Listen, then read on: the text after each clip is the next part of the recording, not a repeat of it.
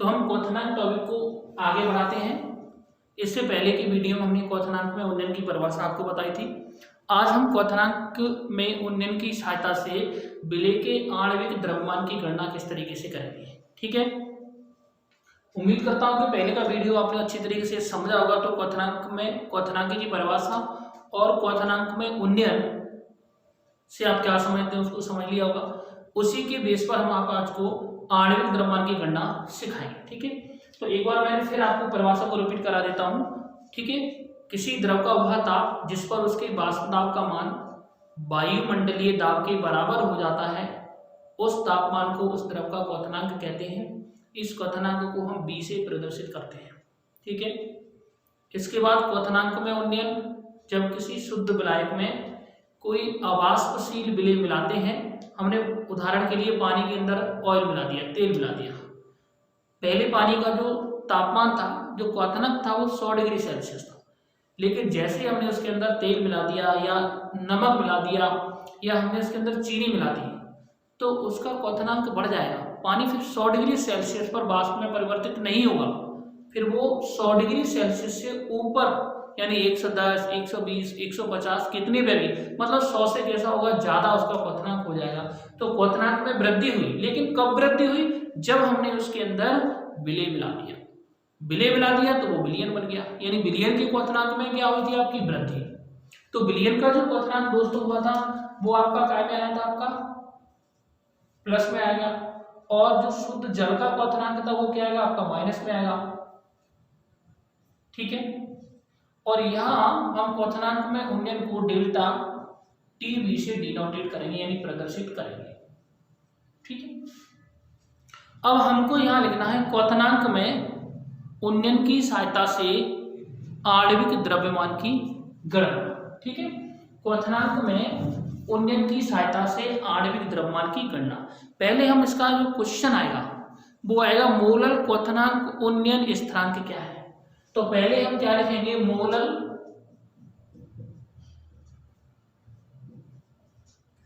क्वथनांक उन्नयन स्थिरांक। देखो यहां मोलर का मतलब समझिए आप। मोलर का मतलब होता है एक मोल। हमने जो पानी के अंदर या विलायक के अंदर जो विलेय मिलाया, उसकी मात्रा यदि हम क्या ले लेते हैं? 1 मोल ले लेते हैं। ठीक है, तो 1 मोल विलेय।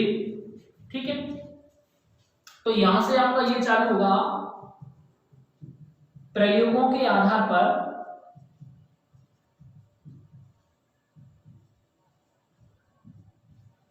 यह पाया गया है कि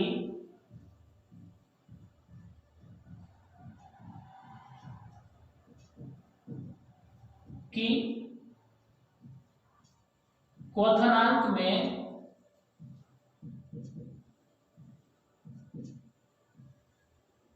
उन्नयन, यानी प्रयोगों के आधार पर यह पाया गया है कि क्वथनांक में जो उन्नयन है, क्वथनांक में उन्नयन विलेय की मोललता यानी स्मॉल m के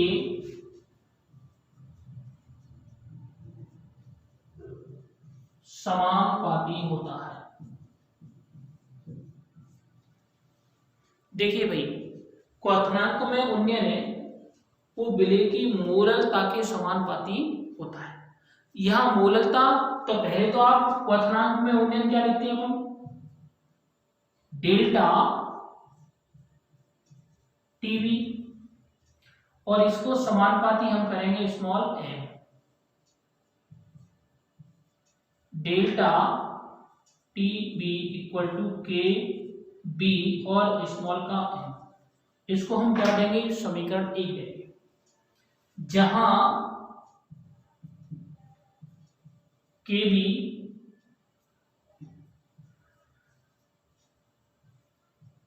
क्वथनांक में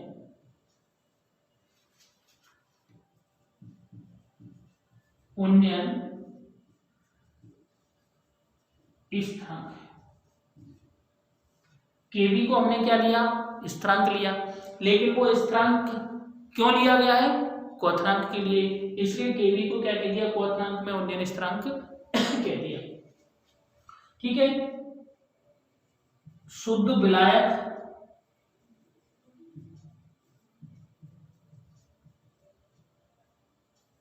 या जल के लिए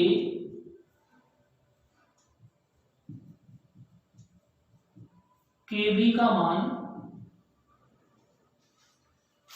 0.52 kg मोल इनवर्स होता है। ये फिक्स रहेगा आपका मान, केवल क्या रहेगा आपका जल के लिए। जब इसके न्यूमेरिकल्स क्वेश्चन आप हल करोगे तो यहाँ जल का मान है तो जल के लिए केवी आपको 0.52 kg मोल इनवर्स रखना है। ठीक है, ये तो यहाँ तक होगी आपकी। अब हम क्या करेंगे, देखिए मोलरता यहाँ लिखेंगे, यदि small m is equal to क्या लेंगे 1 मोल, ये था इसको m इज इक्वल टू क्या लेते 1 मोल, मतलब मोलरता 1000 ग्राम विलायक में उपस्थित विलेय मोलों की संख्या।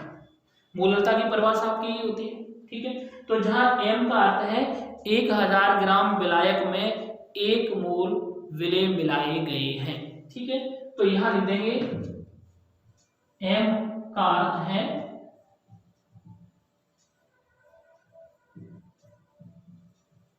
1000 ग्राम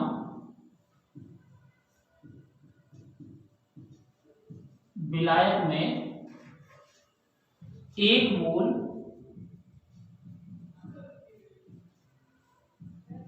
विलेय मिलाया गया।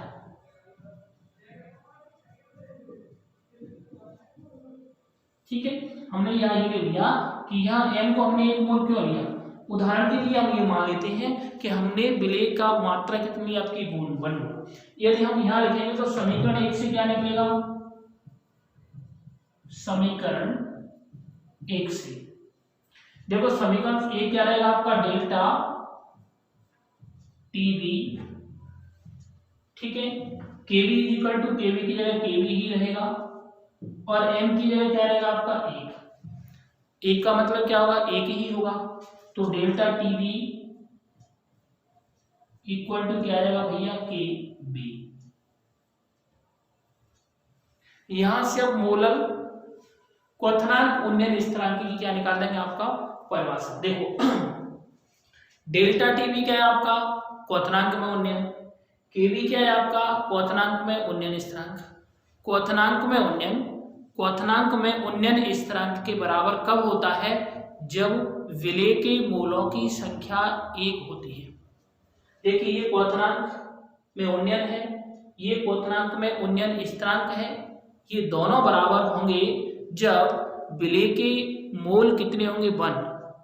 तो जब विलेय का मोल 1 होता है तब क्वथनांक में उन्नयन ही क्वथनांक में उन्नयन स्थिरांक के बराबर हो जाता है।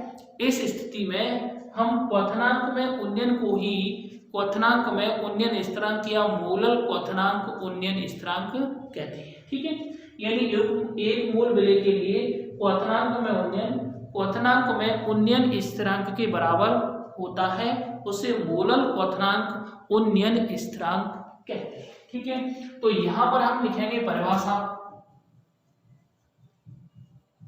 क्या लिखेंगे बच्चों परिभाषा, 1 मोल विलेय के लिए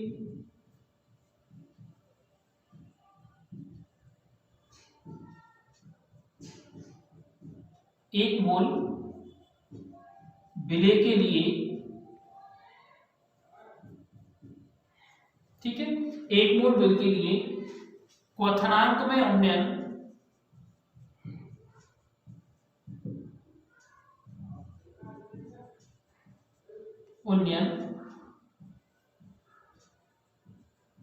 क्वथनांक में उन्नयन स्थिरांक के बराबर होता है।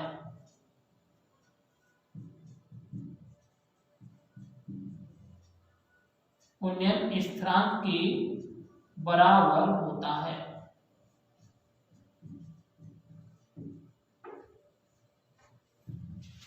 अतः इसे मोलर क्वथनांक क्या कहते हैं? उन्नयन स्थिरांक कहते हैं।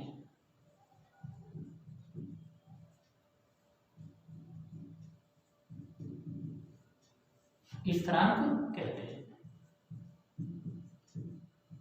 ये बच्चों मूलर क्वथनांक उन्नयन स्थिरांक की क्या हुई आपकी परिभाषा। ठीक है, मूलर क्वथनांक उन्नयन स्थिरांक। ठीक है, अब हमको क्या करना है, इसकी आणविक द्रव्यमान की क्या करनी है आपको गणना। ठीक है, तो यहां एडिंग करेंगे हम आणविक द्रव्यमान की गणना। यहां से बच्चों आणविक द्रव्यमान की गणना करने के लिए हम समीकरण 1 का उपयोग करेंगे। यहां लिख देंगे समीकरण 1 से। तो बच्चों समीकरण 1 आपका ये रहा, डेल्टा टीवी बराबर केबी और स्मॉल का एम। ठीक है, देखो स्मॉल एम का मान हम जानते हैं, देखो W B into 1000 upon M B into W A. ये स्मॉल एम का मान हम कहाँ रखेंगे? समीकरण 1 के अंदर। ठीक है, स्मॉल एम का मान यहां लिख दें हम, स्मॉल एम का मान समीकरण 1 में रखने पर यहां लिखता हूं मैं इसको। ठीक है, स्मॉल एम का मान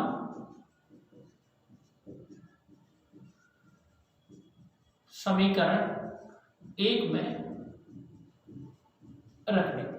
ठीक है, समीकरण 1 आपका देखो डेल्टा टीबी बराबर केबी, स्मॉल एम की जगह मुझे ये रखना है डब्ल्यू बी इंटू आपका 1000 upon W A into M B, इसको लिखेंगे समीकरण 2। ठीक है, यदि क्वथनांक में उन्नयन हमको ज्ञात करना है, क्वथनांक में उन्नयन, किसी सवाल के अंदर यदि हमको क्वथनांक में उन्नयन ज्ञात करना है, करने के लिए समीकरण किसका उपयोग करेंगे? हम 2 का उपयोग करेंगे।